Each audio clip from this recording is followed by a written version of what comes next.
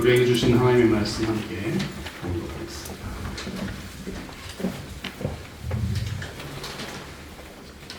오늘 본문 말씀은 마태복음 6장 1절부터 4절입니다. 봉독하겠습니다. 사람에게 보이려고 그들 앞에서 너희 의를 행하지 않도록 주의하라. 그러하지 아니하면 하늘에 계신 너희 아버지께 상을 받지 못하느니라. 그러므로 구제할 때에 외식하는 자가 사람에게서 영광을 받으려고 회당과 거리에서 하는 것 같이 너희 앞에 나팔을 불지 말라. 진실로 너희에게 이르노니 그들은 자기 상을 이미 받았느니라. 너는 구제할 때에 오른손이 하는 것을 왼손이 모르게 하여 내 구제함을 은밀하게 하라. 은밀한 중에 보시는 너희 아버지께서 갚으시리라. 아멘. 감사합니다. 함께 말씀 듣기 전에 잠깐 기도하겠습니다. 하나님 아버지, 이 시간에 하나님 앞에 모든 것을 고백하고 기도하고 또 봉헌하고 모든 것을 드린 저희들이 이제 하나님의 말씀을 통해 하나님의 음성을 듣고자 마음을 열고 조아립니다. 주께서 한 사람 한 사람에게 말씀하여 주시옵소서. 기록된 이 말씀이 풀어지고 해석되고 나눠질 때에 성령께서 각자에게 필요한 주님의 말씀으로 들려주시고 임하여 주시기를 바랍니다. 부족한 종에게 말씀을 대언케 하셨으니 성령으로 붙드셔서 말씀의 도구로만 쓰임받는 시간, 또 함께 말씀을 듣고 기쁘게 말씀을 깨닫고 순종하는 온 교회 되도록 이 시간 복 주시고 함께 하옵소서. 예수님 이름으로 기도드립니다. 여러분은 우리 주님께서 2000년 전에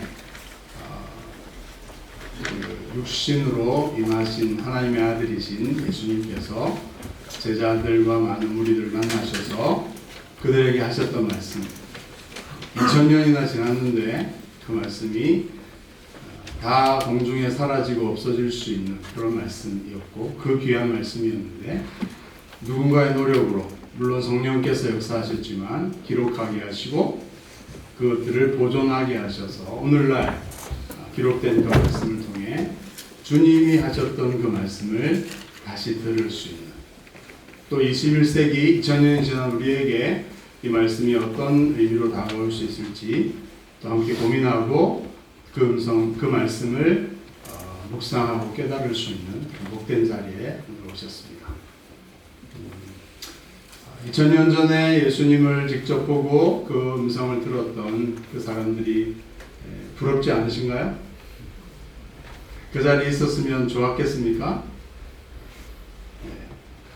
부럽지 않은 것은 그 말씀이 이렇게 분명하게 기록되어서 우리 가운데 전해지고 있고, 또 많은 학자들이 그 말씀의 의미들을 연구하고 생각하고 해서 우리에게 풍성하게 풀어주고 알려주고 있기 때문에 어쩌면 우리가 더 복된 것일지도 모르겠다 이런 생각합니다. 여러분, 하나님 말씀, 예수님의 말씀 듣는 게 좋습니까? 네, 그래서 이 자리에 나오신 줄 압니다. 그런데 그 내용을 들여다보면 상당히 부담스러운, 인간의 폐부를 찌르는, 우리의 숨겨진 마음 깊은 곳을 찌르고 드러내는 말씀, 그것이 하나님의 말씀이겠죠? 하나님이 우리를 보시고 우리에게 말씀하고 싶은 그 내용들은 너 잘하고 있으니 그대로 잘해라 이렇게 하시기보다는 하나님의 관점에서 우리의 삶을 또 보시면서 하나님의 새로운 시각과 시선을 우리에게 알려주시는 것일 수 있겠습니다. 그래서 우리는 늘 말씀 앞에 설 때 준비하셔야 됩니다. 내 생각과 다른 하나님의 말씀을 내가 들을 수 있겠고, 거기에 내 생각과 삶을 바꿔나가고 맞춰나가는 그런 노력들을 하려는 창조주 앞에서의 피조물로서의 겸손한 마음으로 말씀을 들어야 된다 이런 생각이 듭니다. 마태복음 5장에서 7장까지 우리가 지금 살펴보고 있는데, 산상설교, 특별히 예수님께서 제자들, 무리들을 모아놓고 산에서 집중해서 하나님의 말씀을 전하셨던 내용 중에 일부분들을 보고 있습니다. 오늘 여러분 함께 읽은 이 말씀도 우리 예수님께서 특별한, 그 당시 배경 속에서 특별한 주제들을 가지고 얘기하셨습니다. 구제라고 하는 주제인데요. 이 구제에 대한 주제로 주님께서 뭐라고 하셨는지 한번 살펴보겠습니다. 6장 1절 한번 볼까요? 함께 읽어보도록 하겠습니다. 시작. 사람에게 보이려고 그들 앞에서 너희 의를 행하지 않도록 주의하라. 그리하지 아니하면 하늘에 계신 너희 아버지께 상을 받지 못하느니라. 여러 가지 주제들, 여러 가지 이슈들, 단어들이 나와 있습니다. 사람 앞에 보이려고 그들 앞에서 너희의 의를 행하지 않도록 주의하라. 조심하라는 얘기부터 나오죠. 의가 무엇인가? righteousness, 의라는 것이 무엇인가 하는 것들은 우리가 앞장에서 5장에서 살펴보았고요. 이제 6장에 나오는 이 부분은 너희의 의를 어떻게 행할 것인가, 행하는 방법과 태도에 관한 부분이라고 말할 수 있습니다. 우리가 좀 생각해야 될 부분은 우리가 생각하는 의로운 것, 그것이 무엇인가를 5장에서 쭉 구약에 기록된 율법에 기반해서, 그리고 그 당시 사람들이 그것을 어떻게 해석하고 적용했던가 하는 그런 상황들과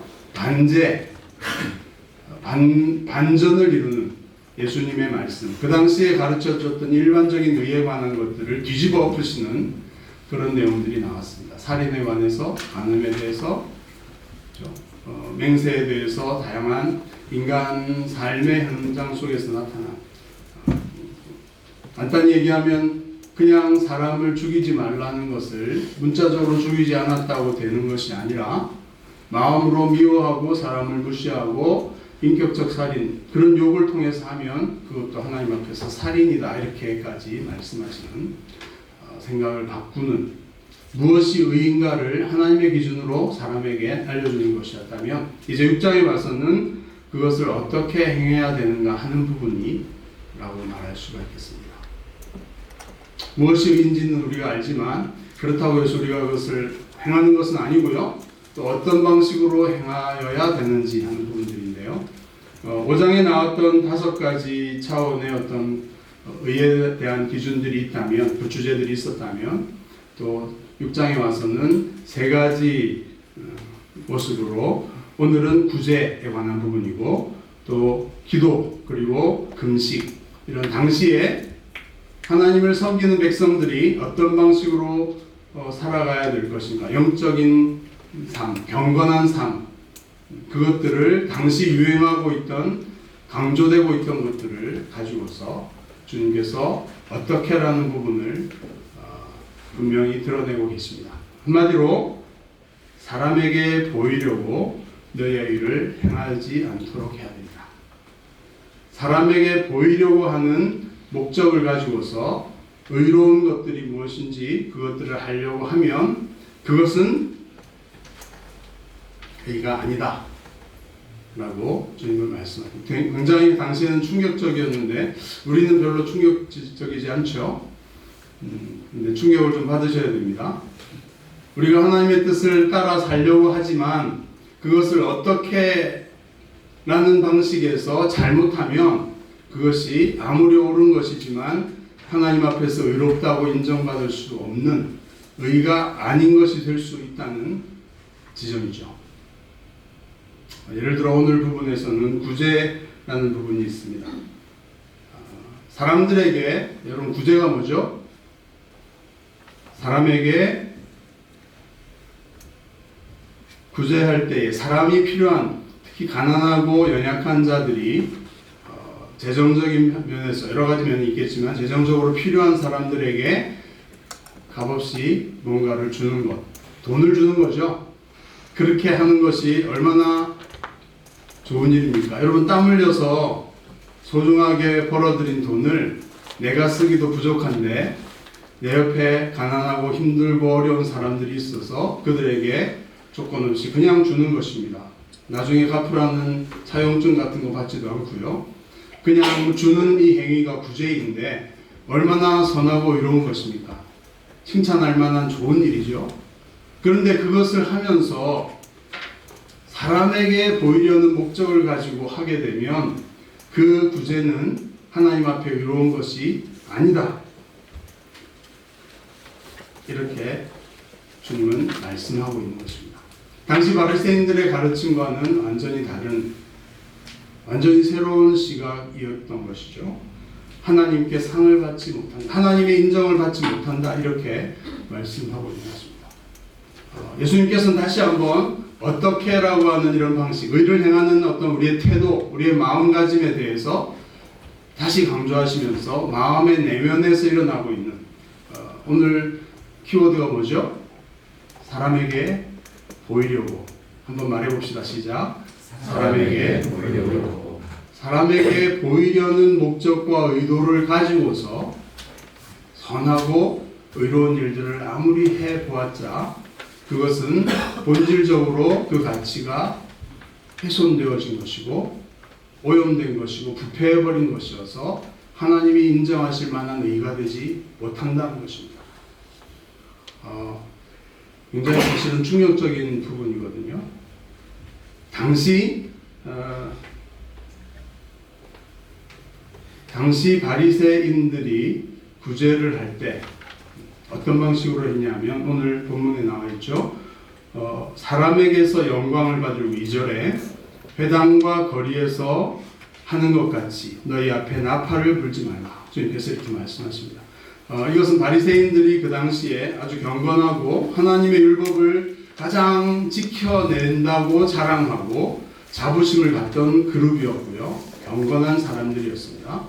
그들이 하는 방식, 구제하는 방식의 단면을 딱 보여준 것인데 뭐냐면 회당과 길거리에서, 회당은 이렇게 모여있는 예배하기 위해서 모인 곳이라면 길거리에서도 공적으로 사람들이 많은 곳에서 구제를 하면서 나팔을 부는 그런 방식으로 구제하는 일들을 시행했다는 것입니다. 여러분, 나팔을 분다는 것이 실제로 나팔을 불었을까요? 학자들이 그 당시 사회적 배경들을 연구하면서 이거는 비유적이고 은유적인 표현이다. 나팔을 분다는 것은 사람들에게 막 이렇게 드러내는 거잖아요. 큰 소리를 내고 사람들의 이목을 집중시키는 그런 행위인데 그게 아니라 비유적인 표현이다. 사람들에게 내가 뭔가를 구제를 하고 있다고 막 드러내는 것일 것이다. 이렇게 해석하는 면이 있는가 하면 실제로 나팔을 불었을 가능성도 없지 않다. 여러분, 어떤 상황일 수 있을까요? 구제 헌금통을 길거리나 회당에서 가지고 가면서 돈을 많이 집어넣는 사람, 떨어지는 동전 소리가 큰 이런 사람이 구제 헌금을 많이 냈을 때는 특별히 나팔을 막 부는 이런 일들이 가능했겠죠. 그걸 통해서 많은 사람들에게 더 많은 구제, 더 많은 선한 일을 하도록 격려하고 마음들을 불러일으키기 위한 목적으로 나팔을 불었을 수 있는데, 근데 그게 오늘날로 하면 좀 어딘가 본 것 같지 않습니까? TV 같은데, 인터넷 같은데 누가 기부를 많이 하면 막 펑 터지면서, 그런 거 해본 적이 없어서 모르겠지만 보신 적은 있죠? 예, 10,000원 이상, 막 20,000원 이렇게 하면 펑 터지면서 감사합니다 이렇게 하면서 이제 약간 상술이 들어가죠. 이 멋진 인터넷 프로그램을 위해서 구독자들 중에 누군가가 이렇게 돈을 내고 있다. 이렇게 사기 치는 경우도 있죠. 아는 사람들이 짜고 더 많이 내고 팬들이 더 많이 내도록 하는, 이렇게까지 하는, 이거랑 사람의 심리를 이용하는 면에서 닮아있지 않습니까? 혹은 구제를 할 때 길거리에서 누구에게 구제될지 모르기 때문에 구제팀이 왔다 하면서 나팔을 불었을 가능성도 얘기합니다. 그래서 가난한 자들이 그렇죠? 홈리스들이 몰려들어서 음식을 먹듯이 여기 구제차가 왔으니 모여들어라 이렇게 나팔을 불었을 수도 있고, 혹은 성전에 있는 헌금함 중에서 구제를 위해 특별히 만들어 놓은 헌금함이 나팔 모양으로 생겼다. 이렇게 하는 것도 있습니다. 어떤 게 사실인지 모르겠지만 어쨌든 그것은 분명한 것은 2절에 보니까 사람에게서 영광을 받으려고 구제를 할 때 회당과 거리 공적인 장소에서 나팔을 부는 행위, 그것을 통해서 바리새인들이 더 구제를 많이 하고 선한 일을 하도록 격려하고 부추겼을 수 있습니다. 근데 주님께서는 그것을 보시면서 저거는 하나님이 인정하실 만한 의가 아니다. 이렇게 가치평가를 명확하게 선언하고 계시는 것이다. 하나님께 상을 받을 생각을 하지 말아라. 하나님께서는 그것을 선한 구제라고 인정하지 않으신다. 나팔을 불면 이렇게 얘기를 하십니다. 진실로 너에게 이르노니 그들은 자기 상을 이미 받았기 때문에 하나님으로부터 인정과 상을 받을 생각을 하지 말아야 된다. 이렇게 얘기하시는 거죠. 여러분, 현대에도 나팔들을 많이 불지요. 무슨 재해가 발생하고 하면 요즘도 그렇게 합니까? 경제가 어려워서 안 하는 것 같은데요. 한국 방송 같은 데 보면 수재위험금 얼마를 무슨 기업의 무슨 회장님께서 뭐 몇 천만 원, 몇억을 내셨습니다. 이렇게 TV에 뉴스 시간에 막 나오기도 했습니다. 어쩌면 그런 목적을 가지고 정치인이 되려고 하는 사람들은 그렇죠. 선한 사업을 많이 했고 많은 동네에 이 지역사회에서 좋은 일을 실제적으로 많이 했다는 것을 많이 자랑해야 표를 얻죠. 그런 목적으로 구제를 하는 사람들, 구제 사업들을 하는 사람들, 또 기업들도 이렇게 기업의 어떤 회사의 이미지를 높이기 위해서 이런 구제나 사회적인 기부금들을 많이 내면 그것들을 통해서 실제적으로 홍보 효과들, 기업의 이미지를 높이는 이런 것들이 효과가 크다라고 하는 회사 내부적 방침과 기획에 따라서 구제를 많이 내게 한다면 이것이 사회적으로는 괜찮은 일, 좋은 일이 될 수 있겠지만 또 사회 사업을 하는 입장에서 그런 것들을 회사들의 컨택에서 그런 것들을 많이 내게 함으로써 어떤 복지나 이런 것들을 증진할 수 있겠지만 하나님께서는 그것들을 보시면서 그 의도가 그 목적이 사람에게 보이려고 하는 것이고 사람에게서 이런 것들을 통해서 이윤을 얻으려고 하는 정치적인 경제적인 이윤, 사회적인 어떤 것들을 얻으려고 하는 목적으로 선한 일들을 한다면 이것은 하나님으로부터 인정받고 상을 받을 수 없다고 말씀하시는 겁니다. 오늘날에도 그런 일들이 많이 있고 교회 안에서도 그럴 수 있겠죠. 여러분 헌금 낸 사람들 우리 주보에 명단을 내고 있는데요. 한번 생각해 봐야 돼요. 이게 괜찮은 건가요? 오해하지 마실 거는 얼마 냈는지 이렇게 내지는 않고요. 또 이것은 우리 체리티이기 때문에 실제로 내가 낸 것이 재정 담당자를 통해서 잘 받아들여졌고 잘 진행되고 있는지 확인하는 차원에서 명단을 내는 것입니다. 그렇죠? 그걸 보고 더 많이 내라 이런 것보다도 우리가 건강하게 재정적인 부분에서 신뢰할 만하게 받고 사용하고 있다 이런 것들을 약간의 영수증 같은 역할을 하고 있는 것인데 어떤 교회들은 막 이렇게 얼마 내셨고 이런 것까지 하면서 사람들의 경쟁 심리를 부추겨서 선한 일에 참여하게 하는 이런 방식으로 인간적으로 하고 있는데 그것에 대해서 예수님은 당시 바리새인과 똑같다.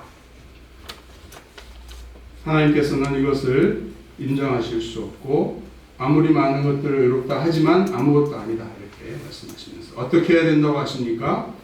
잘 아시는 구절이죠. 오른손이 하는 것을 왼손이 모르게 해라. 어떻게 오른손이 하는 것을 왼손이 모를 수 있을까요? 한 몸인데 오른손이 하는 것을 왼손이 모르게 자기도 내가 이것을 하고 있다는 것을 인식하거나 의식하지 않고 순수한 가치를 따라서 행하라. 이런 말씀이겠습니다. 여러분 그럴 수 있나요? 여러분이 뭔가 선한 일들을 순수하게 하는데 왼손이 모르게 오른손으로 헌금을 내는데 돈을 주는데 왼손은 몰라. 어떻게 이게 가능할까요? 주님이 어떻게 하라는 것일까요? 우리 마음에는 늘 두 가지 마음이 있지 않습니까? 예수님께서 말씀하시는 이 내용이 사실 모든 사람들에게 있는 그 부분들을 건드리는 말씀이죠. 뭔가 선한 일을 하면 남들이 알아주기를 바라는 마음들이 있죠. 그래서 슬쩍 내가 어떤 일을 했다는 것을 대화 중에 흘리면서 그랬어요 이런 리액션을 받고 싶은 마음 깊은 곳에 동기들이 있죠. 반대로 보면 내가 은밀하게 잘못하고 악하게 행한 것들은 숨기고 싶죠. 밤중에 죄를 그래서 많이 짓지 않습니까? 근데 누군가 그것을 대낮에 드러내면 아니라고 발뺌을 하거나 합리화하거나 그게 아니라고 변명하고 숨기고 싶어하는 것들이 있습니다. 자기가 그렇게 행한 것이 맞다면 용기 있게 드러내고 잘못했다고 말해야 될 텐데 숨기죠. 권력을 가진 자들은 그것을 은폐하려고 조직적인 것들을 하기도 하죠. 그리고 이제 정권이 지나고 나면 그게 또 다 드러나서 감옥에 가시기도 하고 이렇게 합니다. 사람의 마음은 그렇죠. 내가 잘한 것들은 사람에게서 즉시 인정을 받고 싶어하는 그런 마음들이 있는 것입니다. 오른손이 하는 것을 왼손이 모르게 한다는 것은 우리가 선한 일을 정말 순수하게 사람을 불쌍히 여기고 그 사람의 가치를 위해서 나의 그 소중한 재산에 귀한 것, 내가 땀 흘려 번 것을 그냥 주고 싶은 마음, 순수한 마음이 있음에도 그와 동시에 마치 오른손과 왼손이 붙어 있는 것처럼요, 우리의 왼손이 있다는 거죠. 그것을 슬쩍 흘리고 그것을 통해서 내가 뭔가를 과시하고 내가 얼마나 선한 사람이고 훌륭한 일을 했는지 인정받고 싶고 사람들에게 주목을 받고 싶고 사람의 영광을 얻고 싶은 마음이 같이 있다는 것입니다. 이것들을 제대로 분리시키고 왼손이 만약에 그런 일을 하고 싶은데 본성을 자극하는 것들이 있다면 그 부분을 제대로 잘 다루어 나가면서 순수한 가치를 따라서 선 자체를 하나님 앞에서 행해야 된다. 이런 것을 주님은 말씀하고 있습니다. 그것이 오른손이 하는 것을 왼손이 모르게 4절에서는 내 부조함을 은밀하게 하라. 비밀스럽게 해라. 이렇게 말하고 있습니다. 비밀스럽게 은밀하게 내가 하는 것을 나도 인식하지 못할 정도로 순수하게 그 사람과 선한 마음을 따라서 해라. 너무 이상적이죠. 근데 내 마음에 그런 것들, 그런 본성들이 작용하고 있다는 것을 인식하고 그것들을 조심하고 그 뿌리를 끊어내면서 선한 일에 집중하는 이런 일들을 해 나가는 노력들을 빛 가운데 드러내면서 하지 않으면 나도 모르게 선한 일들을 하지만 주님이 평가하시기에는 이미 사람들에게 상을 받았으므로 이것은 부재가 아니고 선한 일이 아니고 가치 있는 것이 아님 하나님께서 기억하고 상 주고 인정할 만한 것이 아님 이렇게 전락해버리는 것이 될 수 있다는 말씀이죠. 여러분 어떻게 하고 계십니까? 나팔을 좀 불지 않고 은밀한 중에 하고 계시나요? 마지막으로 교회가 구제를 해야 됩니까? 주님이 구제를 하라는 얘기입니까? 하지 말라는 얘기입니까? 당시 바리새인들이 사람들 동원해서 하고 자기들을 과시하면서 이런 짓 하지 말라 이렇게 얘기하신 것은 아니죠. 구제를 하라고 하시죠. 구약에서부터 하나님은 가난한 자들에 대한 깊은 관심, 객과 고아와 과부들이 우리의 삶에 항상 우리 곁에 있다라는 사실을 얘기하시면서 그들을 위해 특별하게 그들을 위한 것들을 떼어놓아라. 이게 11조로 표현될 수도 있고 구제헌금으로 표현될 수도 있지만 그들을 배려하고 기억하고 그들에게 주라 이렇게 말합니다. 땅에는 언제든지 가난한 자가 그치지 아니하겠다라고 신명기에 딱 못을 받고 있습니다. 그래서 오늘날도 우리 주위에는 가난한 자들이 늘 있다는 사실. 그리고 내가 내게 명령하여 이르노니 너는 반드시 내 땅 안에 내 형제 중 곤란한 자와 궁핍한 자에게 내 손을 펼쳐라. 펼지니라. 손을 펴라. 이렇게 얘기합니다. 움켜주지 말고 손을 펴고 나눠주라고 주님은 말씀하십니다. 우리 주변에 진짜 가난한 자가 있다는 사실을 여러분 믿으셔야 되고요. 있다는 것을 인정하셔야 됩니다. 여러분 주변에는 가난한 자가 없어 보이지 않습니까? 그런데 이 말씀에 따르면 분명히 있습니다. 여러분 객과 고아와 가부 그 당시에 그런 사람들로 대표되는 사람들은 오늘날로 보면 고아는 이런 상황이 있죠. 소년 소녀 가장 우리 주변에 없을까요? 객 외국인 노동자들 우리도 사실은 객이죠 이 나라에서는. 근데 여러 가지 제약과 힘든 게 많지 않습니까? 우리도 이민자인데 객인데 주변에 그런 사람들을 도와줄 필요가 없다 이렇게 말할 수 있을까요? 이곳에 뿌리를 내리고 얼마간 살게 되고 한다면 주님께서 우리에게 기대하시는 것이 있을 것입니다. 병이 든 분들, 나이가 들어서 또 여러 가지 이유, 장애가 있어서 능력에 한계가 있어서 정상적인 생산 활동을 하고 정상적으로 공급을 하고 스스로 살아갈 수 없는 분들이 바로 사회적 약자이고 객가고 가부인데요. 이런 사람들이 우리 주위에 반드시 있습니다. 찾아보지 않아서 없지만 우리 앉아있는 이 30-40명 되는 사람들 가운데도 지금 상황과 조건상 굉장히 힘들고 뭔가 도움이 필요한 내 능력의 한계를 벗어난 것처럼 느껴져서 누군가 이런 사랑을 가지고 주님의 긍휼과 주님이 우리에게 값없이 주셨던 그 은혜를 기억하면서 흘러보내어서 그것을 받아서 어려움들 극복해 나갈 절실한 필요가 있는 사람들이 멀쩡해 보이는 우리 주변에 우리 가운데 있을 수 있습니다. 주님의 말씀에 따르면 그런 자들이 있다. 꼭 경제적인 부분만은 아닐 수 있겠지만 여러분 그것을 믿으시면 좋겠습니다. 우리가 살고 있는 이 지역사회에도 이런 객과 가부에 해당하는 우리의 도움을 필요로 하는 사람들이 있을까요? 없을까요? 여러분이 아는 사람들 중에는 없을 수 있습니다만 실제적으로는 있고요.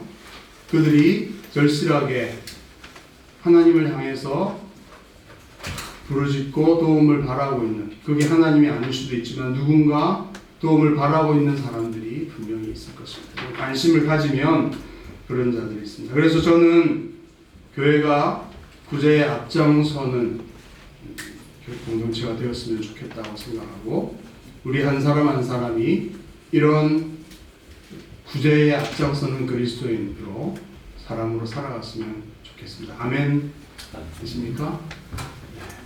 그랬으면 좋겠습니다. 저는 구체적으로 저 자신에게도 이렇게 하고 싶은데요. 성비구제금 한번 말해봅시다. 시작. 성비군 아시죠? 항상 준비되어 있는 군병력 이런 건데 내 지갑 속에 아니면 내 은행 계좌 속에 항상 어느 정도의 포션은 구제를 위해서 떼어놓을 수 있는 여유, 내 손을 펼진이라는 것을 오늘날 우리에게 적용하자면 여러분 지갑 속에 파운드 몇 개라도 5파운드 10파운드라도 요즘 현금 안 쓰니까 그러나 갑자기 누군가 진짜 도움이 필요한 사람들이 나에게 닥치면 나눠줄 수 있도록 지갑에 현금을 좀 이렇게 갖고 다닌다거나 아니면 내 은행 계좌 속에서 어느 정도는 내가 건드리지 않고 하나님께서 누군가를 통해서 나눠주라고 흘러보내라고 하시면 나눠줄 수 있는 어떤 범위의 것들을 내가 마음으로 생각해 놓는 이 돈은 내가 건드리지 않고 다 소비하지 않고 선한 일을 위해 하나님이 도와주라고 하는 능력이 부족하고 연약한 자들을 위해서 꼭 썼으면 좋겠다 하는 이런 것들을 마음으로 항상 준비해 놓았으면 좋겠다. 여러분 그런 상비금이 있으십니까? 생각하고 있는 부분이 있으십니까? 100파운드도 좋고 또 경제적 수준에 따라 500파운드도 가능하면 좋겠고 이렇게 정해만 놓고 안 쓰면 안 되겠지만 그렇게 흘러보내는 일들이 있었으면 좋겠습니다. 교회적으로도 우리가 구제헌금, 구제부가 있었으면 좋겠고요. 우리 주변에 우리 교회가 연약하고 넉넉하지 않지만 그런 사람들을 위해서 좀 관심을 갖고 지켜보면요. 그리고 농담처럼 얘기하지만 대부분의 문제들은 돈이 있으면 해결됩니다.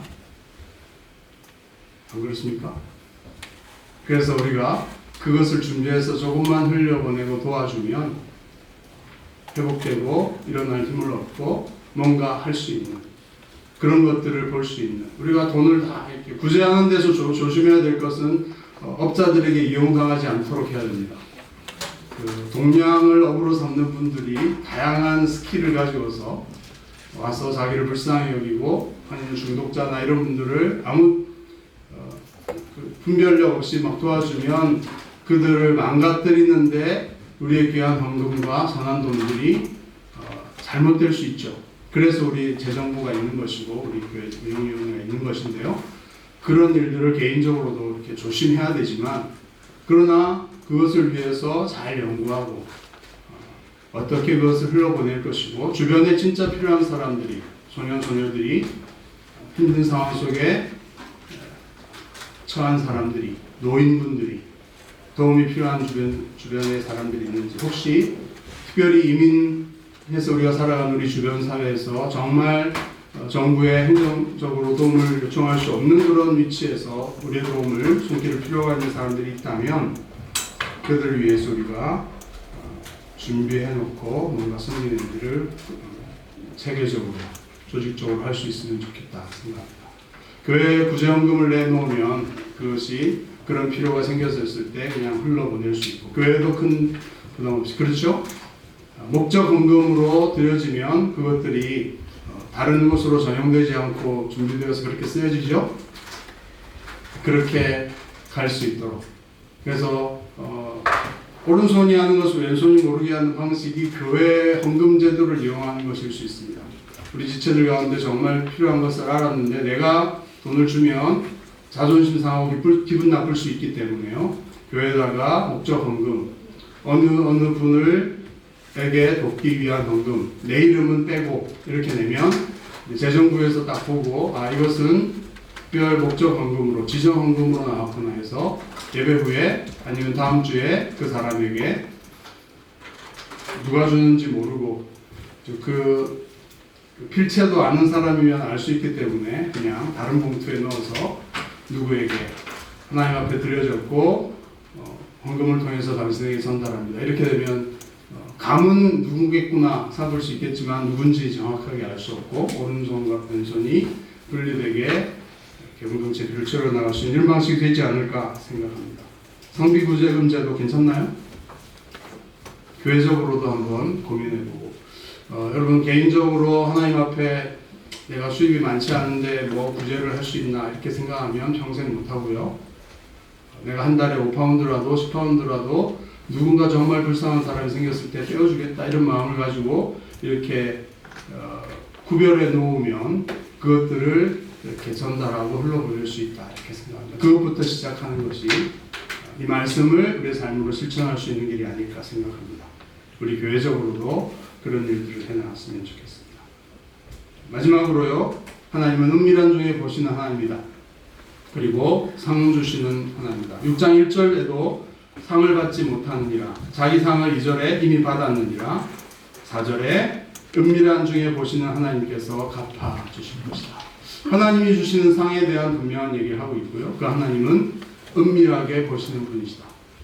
여러분 하나님이 잘 보이지 않고 만져지지 않으시겠지만 너무 크셔가지고 우리가 만질 수가 없습니다. 그 하나님은 다 보고 계시고 알고 계십니다. 고통 가운데 하나님을 향해 부르짖는 사람들의 기도와 그런 형편들도 하나님이 다 알고 계시지만 하나님이 매번 초자연적으로 나타나서 그들의 삶에 응답하지 않으시고요. 하나님은 이 땅의 질서 가운데서 우리를 통해서 그들에게 하나님의 사랑과 그들을 향한 관심과 도움이 흘러가도록 하나님은 우리에게 그 통치와 그 책임을 맡겨주셨고 그래서 어쩌면 우리가 일하고 벌을 수 있는 힘을 주신 것도 그런 것의 일부로서 우리에게 허락하신 복일 수 있습니다. 여러분 그렇게 믿으시나요? 나만 잘 먹고 잘 살기 위해서 이것보다 하나님께서는 세상을 통치하고 다스리시고 그들을 구원하시고 그들을 도우시는 분이시라면 내 손길을 통해 나의 삶을 통해서 그렇게 하나님은 하실 수 있고 하기를 원하신다. 그래서 우리가 사람들에게 굳이 드러내지 않아도 내가 그런 마음, 순수한 마음으로 은밀하게 사람들에게 흘러보내고 도와주는 그것들을 하나님은 다 보시고 여러분 하나님이 주신 상이 어떤 것일까요? 하나님이 상을 주신다. 이것이 큰 확신이죠. 마태가 오늘 본문에서 여러 가지 상 갚으시리라. 어떤 분들은 이렇게 고백하기도 합니다. 신명기에도 그렇게 나오죠. 반드시 줄 것이고 아끼는 마음 품지 않으면 이로 말미암아 내 하나님 여호와께서 내가 하는 모든 일과 내 손이 닿는 모든 일에 내게 복을 주시리라. 이 복이 실제적인 내가 하는 일, 농사짓고 가축을 치고 하는 그 일들에 하나님께서는 복을 주어서 번성하고 잘되게 해주겠다 이거거든요, 문자적으로. 근데 이제 어떤 분들은 돈이 모자라면 하나님 앞에 헌금하고 불쌍한 사람을 돕기 시작하는 분들을 봤습니다. 그러면 하나님이 채워주신다는 거예요. 진짜인지 모르겠어요. 근데 제가 신뢰하는 분이고 인격을 아는 분이기 때문에 진짜 하나님이 그런 건것 같습니다. 저도 그런 적이 없진 않습니다만은 이게 잘못되면 구제가 투자 기관으로 전락할 수 있겠죠.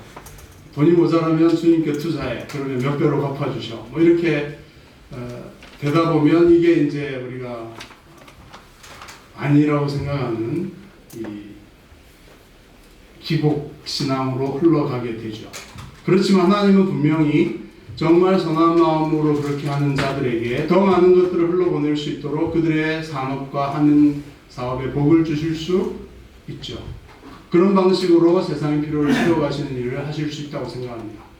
그렇지만 나누는 입장에서는 손실로 생각하셔야 되죠. 투자다 이렇게 생각하고 하시면 안 되고요. 내가 하나님의 사랑으로 내 것을, 귀한 것을, 내 피땀이 들어있는 이것을 흘려보낸다. 손실을 통해서, 희생과 그런 걸 통해서 사랑을 표현하라. 이렇게 진심으로 해나가다 보면 하나님께서 카운트 하시는, 하나님 주시는 상급은 좀 클까요? 내가 이 땅에 사는 일을 잘되게 하시겠다 이 정도가 아니라 영원한 하나님이 약속하신 영원한 상급은 우리가 생각하는 것 이상으로 크고 놀라운 것일 것입니다. 그 성격은 아마도 너희가 이미 상을 받았느니라 이런 말씀에 비춰봤을 때 하나님의 칭찬과 영광, 영원한 영광, 그리고 네가 행한 것이 정말 순수하게 참되고 사랑스럽고 이로운 것이었다라고 하는 하나님의 영원한 인정일 것입니다. 여러분들이 하나님 앞에 그런 인정을 받을 수 있고 하나님을 닮아서 하나님의 그런 가치와 그런 사랑과 선을 가지고 살아가는 존재로 공적으로 인정받을 수 있는 것, 이 칭찬과 이 영광이 우리 인생의 가장 큰 영광이라고 믿습니다. 그렇습니까? 그렇거든요.